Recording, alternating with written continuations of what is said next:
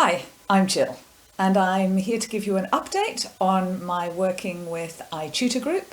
So I've been with them for 3 months now, so I have a few more stories to tell. I've made 2 other videos, the first one just after I started, about the application process and getting started, and the second one after 1 month with my experiences of starting out, teaching online for the first time, the platform, and of course the pay. So I'll put the link to those 2 videos below if you'd like to see those. So now, been with them, like I said, for 3 months, so I have a few more stories to tell. I've learned a little bit more, so I thought I would just give a quick update on that kind of thing.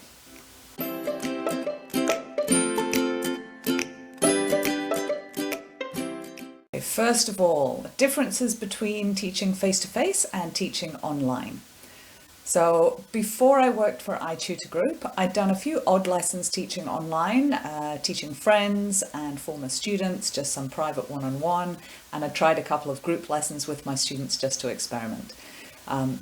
So now, having worked for 3 months teaching kids and adults, group and one-to-one lessons, I would say overall, face-to-face, I think it's better to have a group of students and they can bounce things off each other, they can talk to each other, there's a lot more variety there.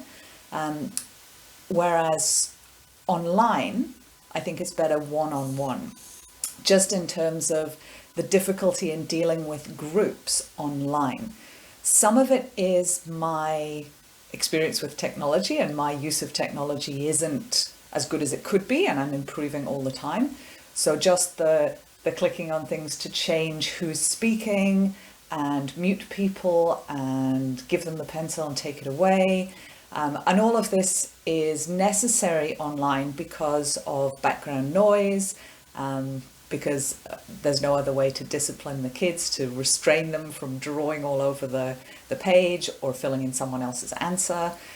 So I'm very used to classroom teaching, and I've got good classroom management for especially kids in a classroom and controlling them and disciplining them, but online I'm finding that a little bit more difficult.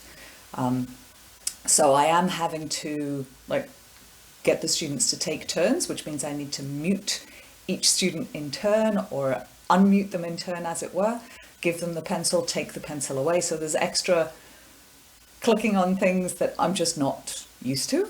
I assume I'll get better at that, and that won't be such an issue. And again, sort of in a 25-minute or 40-minute lesson with several kids, trying to make sure everyone gets speaking time and everyone gets a go, but I'm having to click on the buttons. And yeah, so that's, some of it is just my use of technology, but some of it is, it's difficult to discipline the kids and make them wait their turn when you haven't got them physically there. With the adults, they don't put their cameras on. And when you have a group lesson, I find that they are generally reluctant to talk to each other. Sometimes they're great, but sometimes they're just wanting to have their turn. So if you try and ask them different questions to different students, some of them go back and say, no, I want to answer that first question too. So sometimes they all want to do every part of the lesson, which kind of makes it like you're teaching 6 separate lessons in one if you've got 6 students. And adults, I find, often do the lesson on their phone while they're doing other things. So they could be looking after their kids, they could be doing the dishes. I've had people who've been driving. So like with the guy who was driving, you could hear the GPS in the background telling him which way to turn. You could hear the indicators. So it's the adults, a lot of them are multitasking, so they have that distraction, but that's what they're choosing to do. Some of them actually say, look, I'm busy, I just want to listen, so please don't ask me any questions. That's fine. But that is harder. So again, in a classroom, you have the distraction. Sometimes students go on their phone or they're talking to each other, but you can stop that and you can see that. But online, when they're doing the lesson on their phone, I think that's a bit more difficult. So that's what I've struggled with, is the group aspect of the online lessons, when you have particular material you have to get through, and if you don't get through it, you're penalized. So it's sticking to that material within the time, trying to give everyone their time to speak. It's just that little bit harder online. One-to-one, I would say, is actually much the same as face-to-face. Not as good, obviously, having the screen between you, but in terms of being able to teach and being able to give that personal attention, one-to-one online is great. And I would much prefer that online.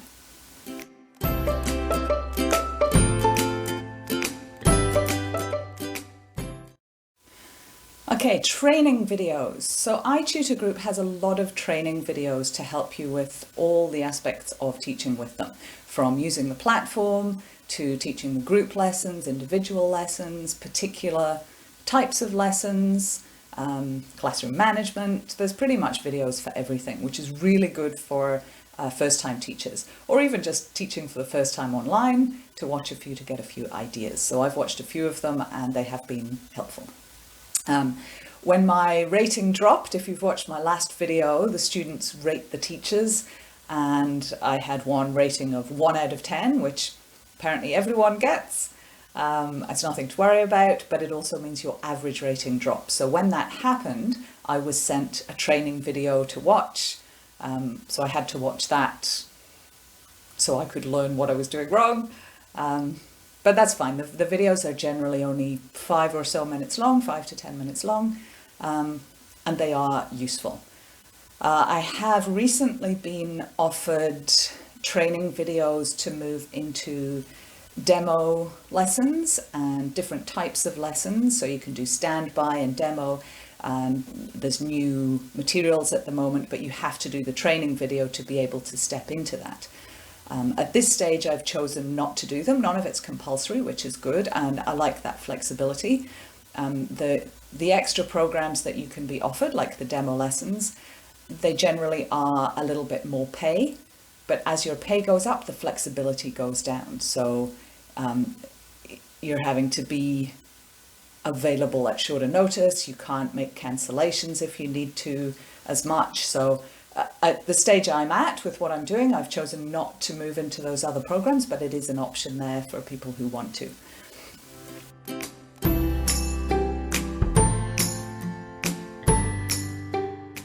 No-show students. So sometimes you have a lesson scheduled and you turn up for it and you start the lesson. So the lesson starts automatically on time. But the student doesn't show up. Sometimes they're late. I've had one come 15 minutes late for a 40-minute lesson, but quite often you get no-shows completely, so they don't show up at all. If they're part of a group lesson, doesn't really matter, you just continue the group lesson with fewer students.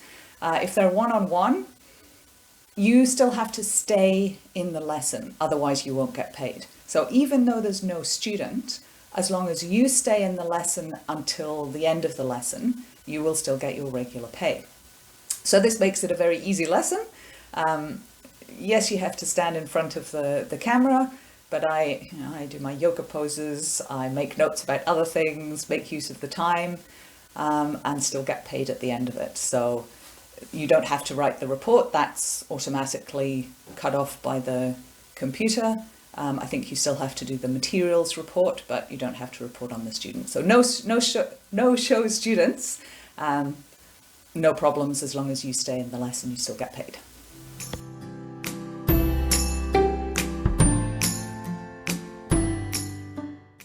Okay, writing reports. After each lesson, you have to write a report on the student, on their English and their performance, and a report on the materials that you used. So there's 2 parts to each report.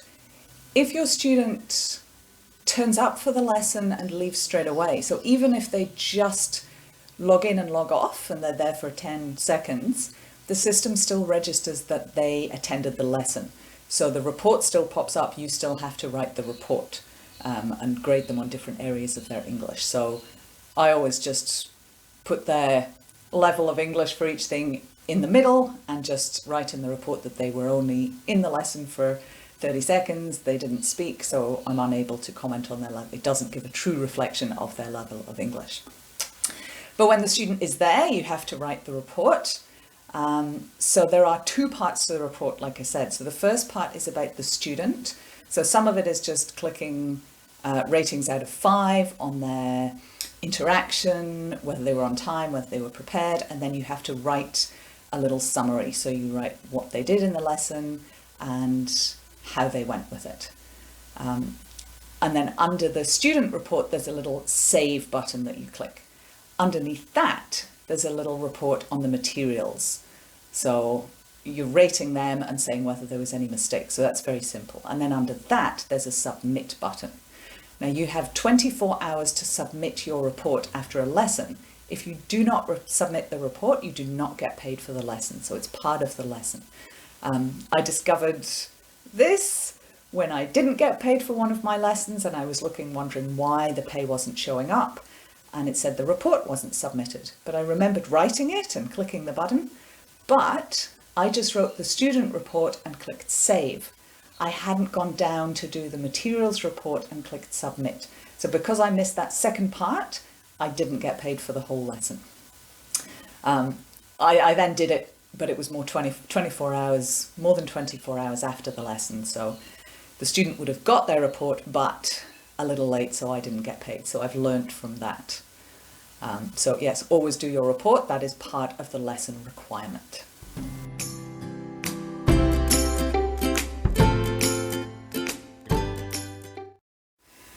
Mistakes. So apart from that mistake of not submitting my report at the end of the lesson, I've also made the mistake of trying to end a lesson early. So some lessons are 40 minutes, some are 45, and for some reason I had it in my head that it was a 40-minute lesson when it was actually 45. So I'd said my goodbyes to the student, said have a nice day, clicked on the end button, and nothing happened. And that's when I realized that, oh no, I have another 5 minutes. Fortunately, the student was very understanding and we had 5 minutes chat, but at least I discovered that the end session button doesn't work until the time is up, which is good, because if I leave the lesson early, again, I don't get paid. So that's good to know, that even if you accidentally press the end session button, it won't end. Other mistakes, I made a mistake early on with my report. So I had several back-to-back 25-minute lessons with children. So you only have 5 minutes break between to leave one class, enter the next class, make notes, set anything up that you need to. And when I put in the reports at the end, I mixed up a couple of the students with, I think it was the cuddly toy that one of them had. I mentioned it in the report of a different student. So I just try now to make at least a couple of notes during the lesson to remind me of who they were and what to write about, because there isn't always time straight after a lesson. So that was one mistake.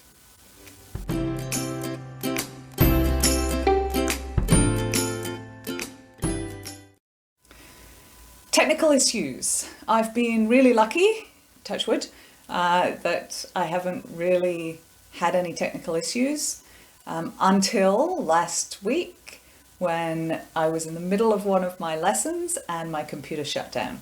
Now, our computer is quite old. I was holding something up to show the students and I dropped it on the keyboard.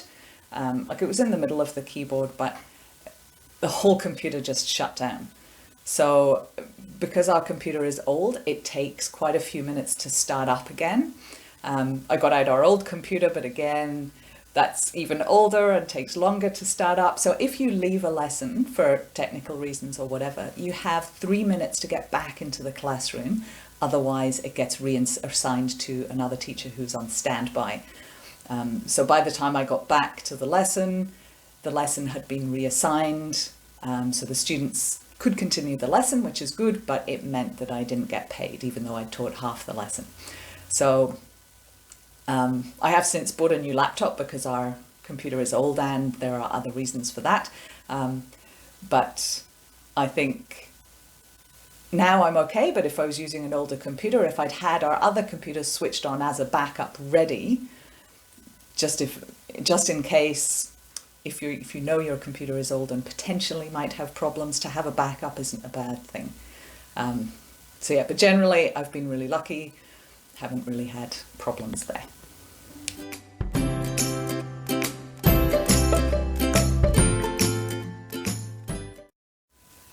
Pay. So I spoke about this in my last video and said that I worked out, so if you look at the overall actual teaching time in minutes and divide that by my pay, the pay is about 24 Australian dollars an hour, which, yes, it's not great, but the flexibility, I don't have to plan anything, the materials are all there, and really it's convenient, and it's good that I had a job that I really just walked into when my physical job disappeared here.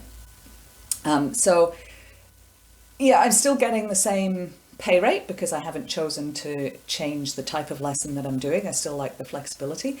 But one thing I did discover just after the second month had finished, which, yes, all the material was there at the beginning, but I hadn't really understood everything, or, there's so much new things, so many new things that, maybe I didn't quite look at everything in detail. So I discovered what the contribution bonus is. So you get a base rate for your lessons, but if you teach more than 20 hours in the month, that base rate for every lesson goes up 25 or 50 cents. And then again, it goes up if you go over 41 hours in the month. And again, it goes up if you go over 61 hours. So there are levels of the number of hours that you've taught in a month, and it means that your pay for every lesson that you taught that month increases. I discovered this and figured out what it meant just after I'd finished month 2, when I actually did 60 hours. If I'd done one more hour, my pay for all of my lessons would have increased. I could have easily slipped in another hour somewhere if I'd known that, and I would have got an extra, I think it's an extra $30 or something, but every little helps. So I was aware of that the next month, and I did fewer hours, so managed to make it up to 41. So I made sure that I went into the next bracket, so I got that extra bonus pay on all of my lessons. So that's worth knowing at the start, to keep an eye on the number of hours that you're doing, because it does make a difference to the pay at the end of the month.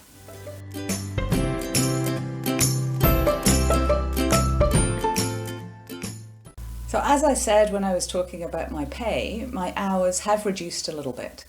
Some of this is personal choice. So the last month I did about 40 hours, whereas the month before I did 60.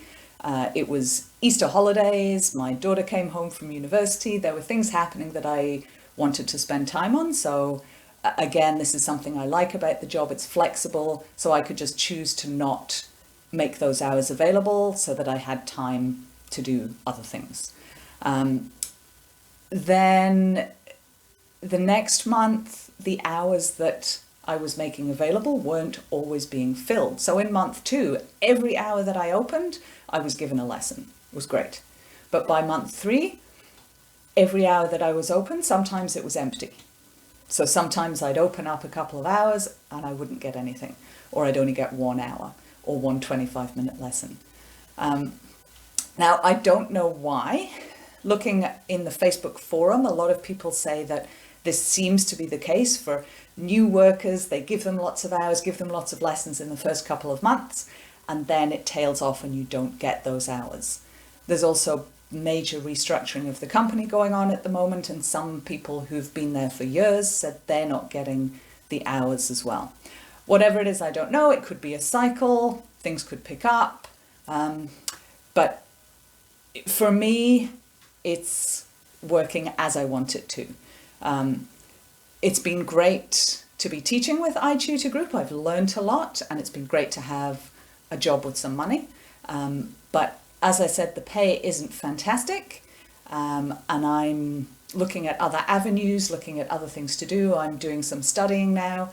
So again, it fits with what I'm doing in my life.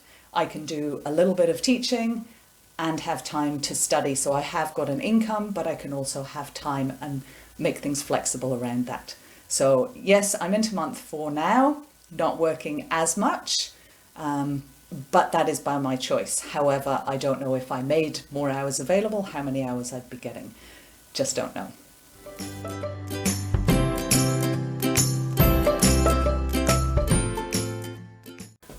So there you go, 3 months teaching with iTutor Group online.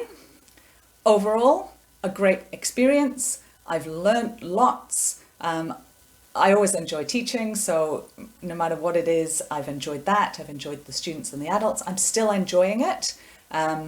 It's just now become a stepping stone to something else. So as I said, I'm training, looking at different avenues, but I will continue to teach. So yes, I would still recommend iTutor Group as a way of online teaching. My referral link is below the video. If you click on that, yes, I get a little bonus for someone signing up. So I would appreciate that if someone signs up. But feel free to ask me any questions. If there's something I've not covered in the video, I'm happy to help out, always happy to help other teachers. Feel free to ask anything. Thanks for watching. See you next time.